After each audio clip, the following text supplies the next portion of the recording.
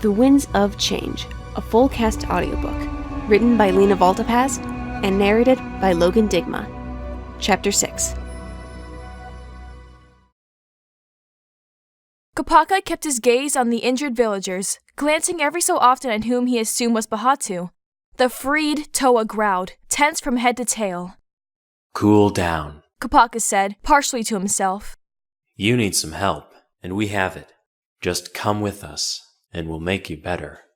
By looking us up. Pohatu snarled, teeth bared. His voice was a horrifying amalgamation between his usual low, grave sternness and a beastly growl. The fact that the mix worked so well didn't help. The wolf continued. I see through your trickery, Oz Tower. You think you are freeing him, but he does not know how to free himself. Are you really able to help? Was what you say a fantasy to give you hope? You don't know him like I do. Do you? We don't think so. We know him better than anyone else, even himself. He only has to accept this body, and his shackles will break. He will control this body. I'm only here to help him learn. You're one sick teacher. The stone tower is breaking his own limbs because he can. Do you really want me to free him now? You said he already was free. He will be, once he accepts this body in the call of the pack. Pohatu's more stubborn than you think, Wolf. No, more than you think. As I said, he's breaking his own limbs. It annoys me. A few seconds after speaking, the wolf seemed to wince. He let out a low growl as he said, It annoys me a great deal. He cringed again, shaking his head distractedly. Now was Kapooka's chance. Thrusting his spear into the ground, he forced himself into the air over Pohatu's head and in front of one of the villagers. He grabbed the Okotun, who luckily didn't weigh much. But since he had lost momentum, getting back to the light would be tricky, especially since Pohatu had snapped out of it and was darting towards them. Kapooka didn't have time to think. He put out a leg. To trip the wolf? Whatever plan went through Kapooka's head certainly didn't work. Before he knew it, he was on the ground with the wolf on his chest growling. Move and I'll bite your neck, he said, the sternness in his tone hard as rock. Kapooka almost felt like growling back, but kept it in. You've hurt these villagers more than you realize. They could die before nightfall. I did what was necessary. You only bluff. You're accusing me of lying? Anyone can lie. You are no exception, Ice Tower. This time, Kapooka did growl. Even to a monster like you, I'd never lie. If I say they're in danger, they're in danger. If I say I'm going to move, I'll move. And you know what? I'm going to prove it by doing just that. This is a terrible idea, he thought. Kapooka was right. The moment he rolled to the side, Pohatu snapped his head forward, sinking his fangs into his neck with deadly accuracy. With a violent jerk, Kapooka cried out, surprised and in pain. But his shouts soon became gasps. He struggled to breathe. His lens whirred and spun erratically as he tried to focus. Through a dark, fuzzy blur, he could see the wolf stumble off him and to the floor, collapsing next to him. He heard Pohatu tell him something, but he didn't process the words until the next time he woke up. So, how's life? Boring. Lewa replied with a sigh. I mean, I still get more glances than other Toa, so that's a plus. Still, bedridden just because of a lost mask? Tahu nodded. I feel ya, man. But it's better than standing maskless. Yes. I suppose I'm blaming my body more than anything else. At least I don't feel like I'm dying anymore. Swearing must have helped. Yeah, about that. Lewa stopped mid-stretch. Don't tell me Onua's grounding me, he groaned. What? Of course not. You can't do that. Only your leader has the right. Tahu grinned. No, please don't. Can't you just make me eat glass or something? Whoa, chill out. Just relax. I swear too. Just play it off, and I'll let you be ungrounded in the evenings. Wait. What? What? You swear? You pure, innocent little thing. You need to be near me more often. Take notes in your head. Then you'll know how to badmouth every Anua opened the door. f***ing day. Tahu finished, completely oblivious to Anua's appearance. Anyway, I'm off to check on Gali. Remember, just roll with getting grounded, and you'll be all set for... Oh. Hey, Anua. About time. Kapooka's eyes snapped open at Pohatu's voice. Jolting to his sitting position, he scanned the clearing with his eyes. He was in a compact, almost cubic room, with shelf after shelf of herbal concoctions almost appearing to litter the walls. There was no apparent sense of order in any row. Whoever lived in this place must have been very untidy. But despite that, the floor was surprisingly clean. The stone was warm and smooth against his feet. Feet? Kapooka felt stupid for not realizing until now. He didn't have any armor on. Or anything. Grabbing the blanket next to him, he stood and quickly tied it around his waist. Something was definitely off. Perhaps the strangest part of this conundrum, second strangest, Kapooka corrected, glancing down, was that he didn't feel injured in any way. He felt slightly dizzy from masklessness, but that wouldn't cause any real problems until an hour or two later. His breathing was calm and steady. When the last time he remembered, it was short and sharp, each fruitless breath dragging him closer into unconsciousness. But now wasn't the time to reminisce. He had to know where he was, how he got there, and how to get back with the other Toa. But where had his armor and mask gone? Glad to see you're awake. Pohatu said, entering the room from a door that looked like part of the wall. Any pain? It took many seconds for Kapooka to gather his words. When he finally spoke, his voice was as blunt as his sentence. Where's my armor? Your armor? I've gotten the bloodstains out of it, mostly. Still, it doesn't look like some stupid wolf mauled you or something ridiculous, so I'm easy with that. I'll grab it for you. Pohatu walked off, returning with an armful of armor. He dumped it at Kapooka's feet. Now, He said, are you going to tell me whether you feel any pain, particularly in your neck? Kapooka slipped into his torso armor. I'm fine. Thanks for cleaning my armor. Saying you're fine doesn't answer my question. Do you feel any pain? No. That's all I needed to know. Pohatu took a seemingly specific herb from one of the endless shelves.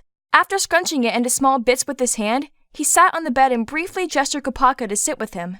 And you can breathe well? Kapooka nodded as he sat down. Pohatu sighed. Good to hear. That's what I've been worried about. To keep it well, I need to put this on. Turn your head this way. As he obliged, Kapooka remarked, I didn't know you were a herbologist. I'm not, but I have a friend. Turns out being forced to remember plant names has its benefits. Hold still, it doesn't hurt nearly as much as your movements suggest. My neck's sensitive.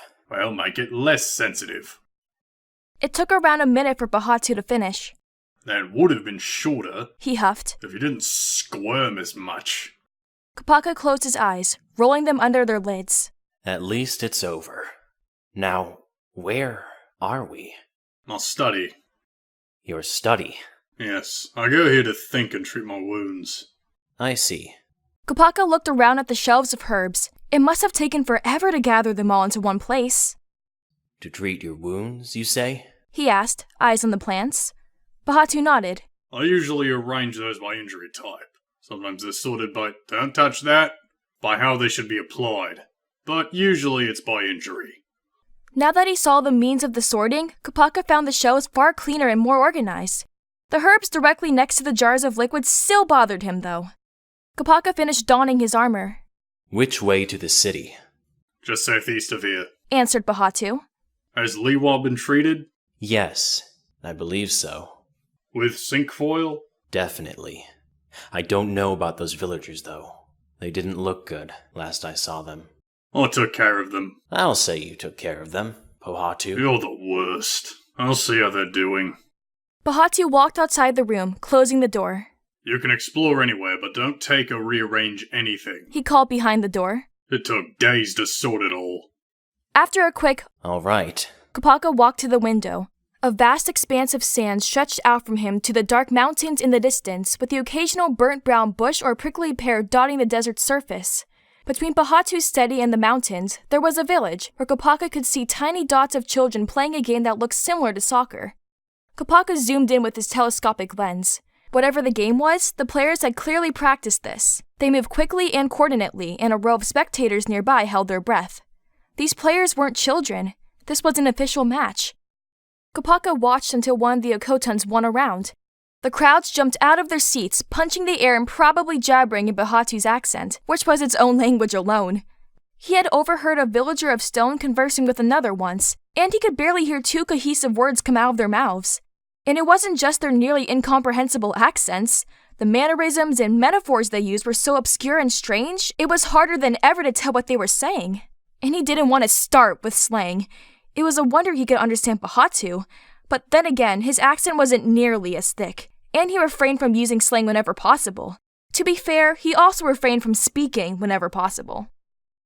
They're good to go. Pohatu said, swinging the door open. Let's take them back to the city. Can you carry two?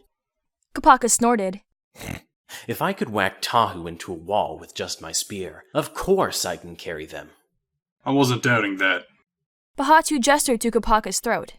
Your injuries could prove difficult in keeping on holding them.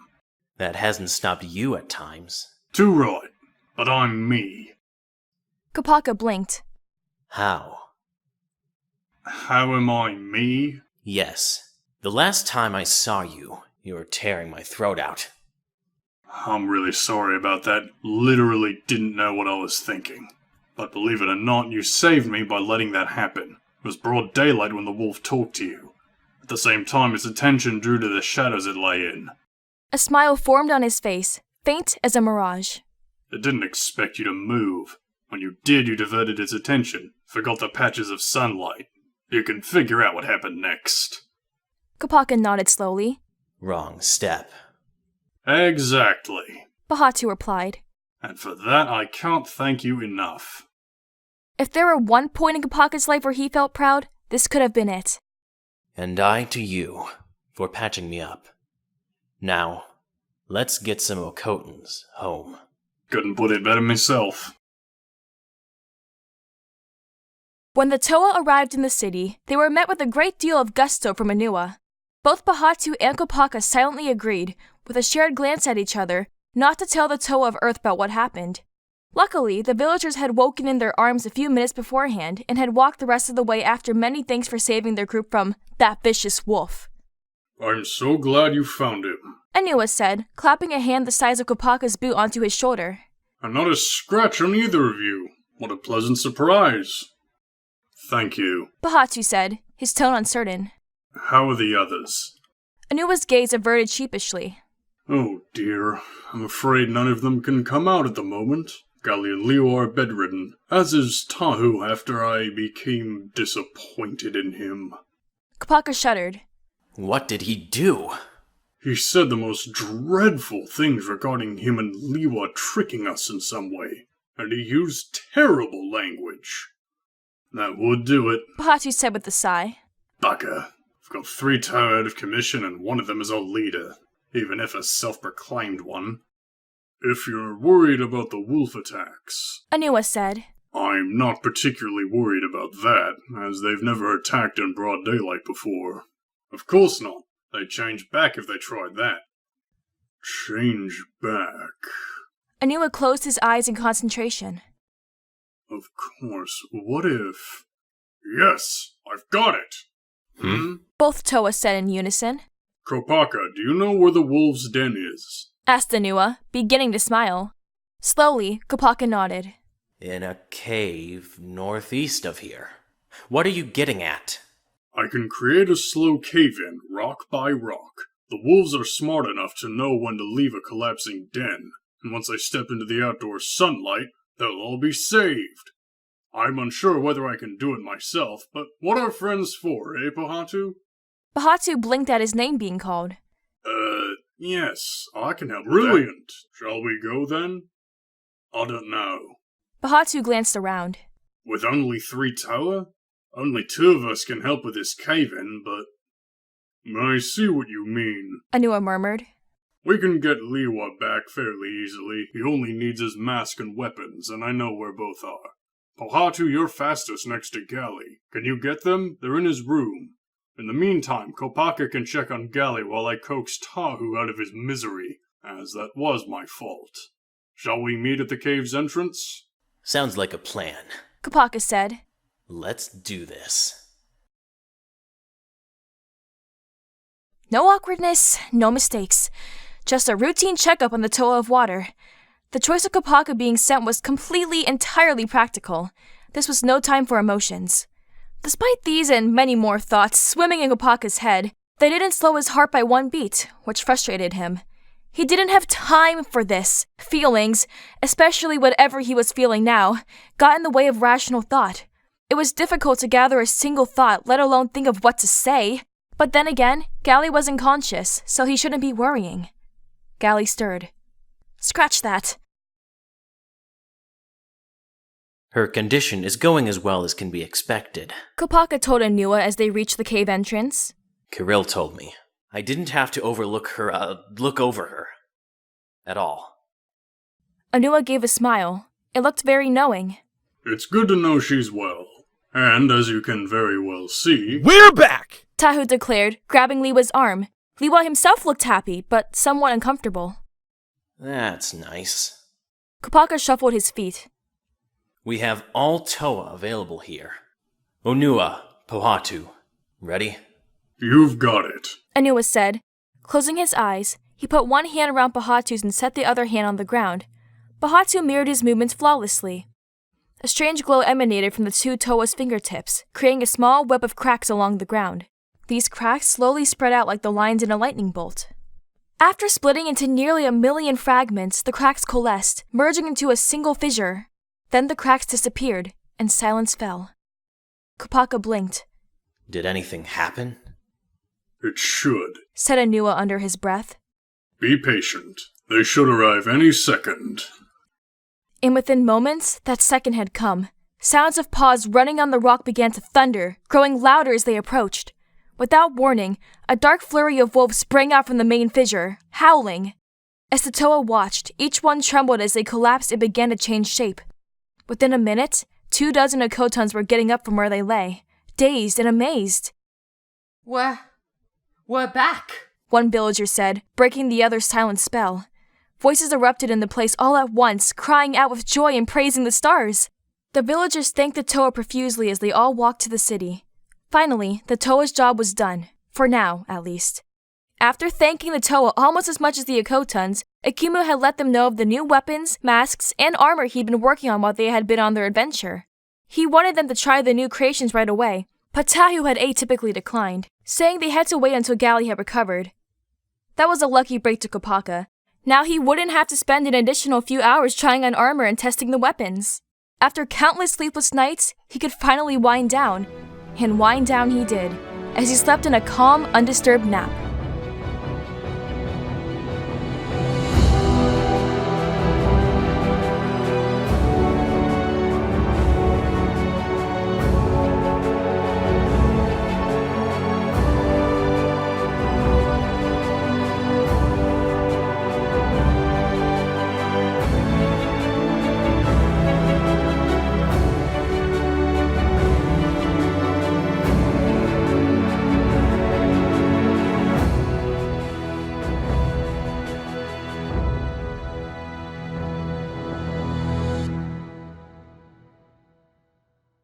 A bright young lad at 17. The elderly Akotan whispered to himself. The nights have only grown colder without you, son. He raised his mug of Sea-Doo to the painting his only child had never finished. Still? He said slowly, after taking a sip from his mug. I don't think you're dead. You're too stubborn for that. He took another swig. Missing for 3 weeks? Bet they'll grown you into a real man. The cold night air blew through the window, setting a chill into the old man. Nights really are getting colder, he thought. He fumbled before he could get a firm grip on the wolf pelt those kind protectors had given him a few days ago. With its warmth wrapped entirely around him, he couldn't help smiling. Though he had no idea why. His son had never felt so close.